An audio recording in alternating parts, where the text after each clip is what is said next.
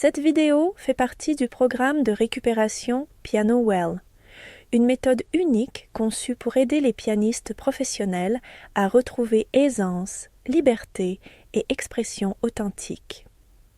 Le livre complet et la playlist vidéo, disponibles en 7 langues, sont publiés chapitre par chapitre avec de nouvelles leçons chaque semaine. Vous trouverez tout le contenu actuellement disponible dans la description ou les commentaires, entièrement gratuitement. Si vous essayez le programme et vous sentez inspiré, vous êtes invité à rejoindre nos cours collectifs hebdomadaires, un espace où les pianistes peuvent progresser ensemble, partager leurs découvertes et recevoir des conseils personnalisés. Commençons. Le rôle du mouvement du coude dans la technique pianistique. Le mouvement du coude est essentiel pour faciliter des transitions fluides et naturelles sur le clavier. Il permet d'aborder les grands sauts avec précision, rapidité et légèreté. Lorsque le coude est pleinement engagé dans le geste, changer de position devient plus libre, plus fluide. Cela permet aussi d'éviter l'accumulation de tension ou de raideur dans le poignet. Sans ce soutien, la main se retrouve souvent obligée de s'étirer ou de rester figée dans une position inconfortable, ce qui, avec le temps, crée des angles inefficaces et impose une charge excessive sur la main.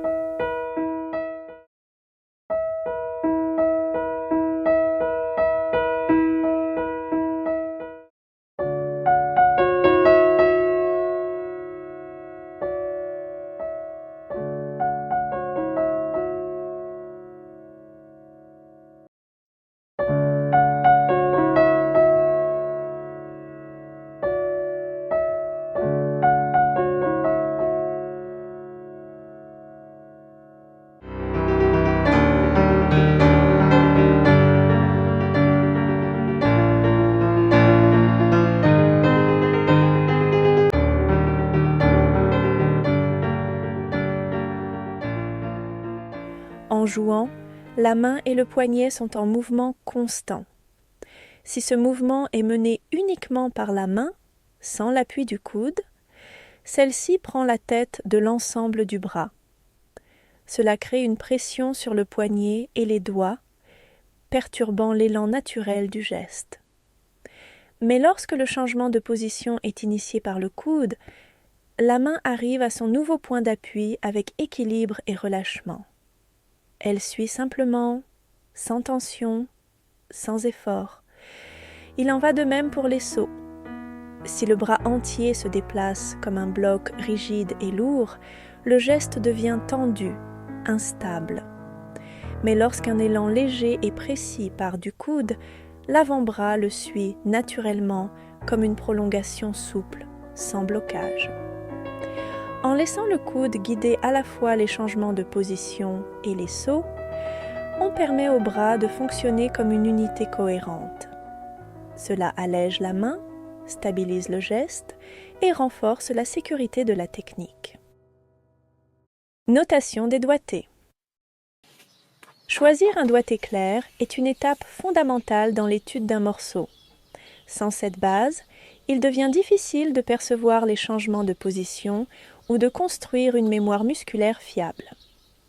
Note tes doigtés directement sur la partition. Ce geste simple diminue les hésitations, accélère l'apprentissage et facilite l'intégration corporelle du mouvement. Une fois ta décision prise, la consigner te permet de stabiliser ton approche physique et d'éviter des ajustements inutiles. L'objectif n'est pas de trouver le doigté idéal, mais de t'engager clairement dans une direction cohérente. Ce qui compte avant tout, c'est la clarté et la constance. Un doigté bien défini joue également un rôle central dans la pratique mentale. Lorsque tu lis la musique et que tu l'entends en toi, ton esprit associe naturellement certains doigts à chaque note. Ce lien est subtil mais essentiel. S'il n'est pas présent, l'image mentale du passage reste floue et au moment de jouer, le geste devient moins fluide, plus contraint. Je te recommande de garder 2 versions de ta partition. Une version de travail, où tu notes librement doigté, changement de position, phrasé et structure. Et une version finale, claire et soignée, rassemblant tes décisions abouties. La clarté visuelle nourrit la clarté intérieure, et ensemble, elles soutiennent un apprentissage plus serein, profond et durable. Une approche du mouvement du coude inspirée d'un cadran d'horloge. Garde ton avant-bras et ta main parfaitement alignés comme une aiguille d'horloge en mouvement. Il est essentiel de distinguer entre l'intention mentale et le geste corporel réel. Pour encourager un mouvement ample et fluide du coude, imagine que tu vas un peu plus loin que ce que ton bras accomplit réellement.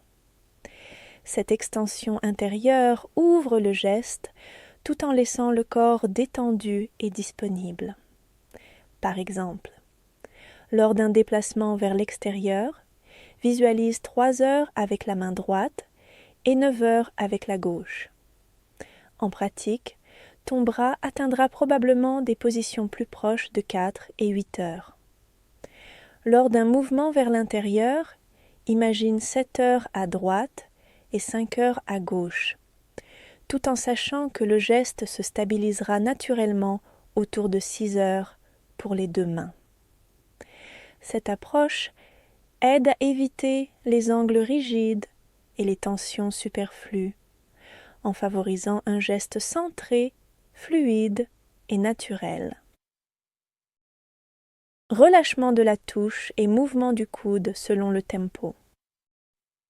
Relâche chaque touche d'un geste léger et précis en laissant le mouvement du coude rester fluide, souple et sans effort, quel que soit le tempo.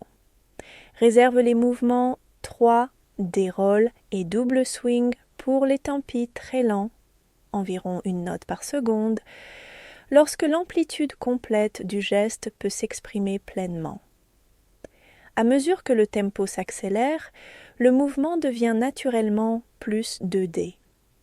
Plus tu joues vite, plus le relâchement doit être rapide et subtil, avec un minimum d'effort et une circulation fluide entre les positions.